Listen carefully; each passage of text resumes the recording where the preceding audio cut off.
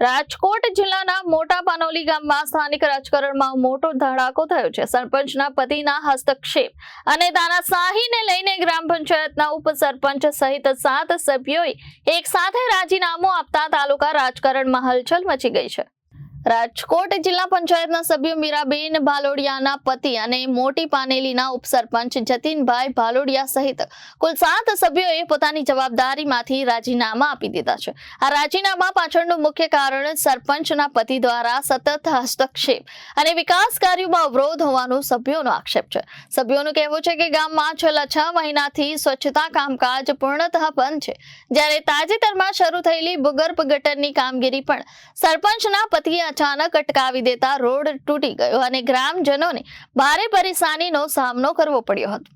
આક્ષેપોને લઈને ગામના વેપારીઓ, સામાજિક સંગઠનો અને વિવિધ સમાજના આગેવાનોની હાજરીમાં 7 સભ્યોએ પત્રકાર પરિષદ બોલાવી હતી અને જાહેરમાં રાજીનામાની જાહેરાત કરી હતી। Bureau report Janadesh news.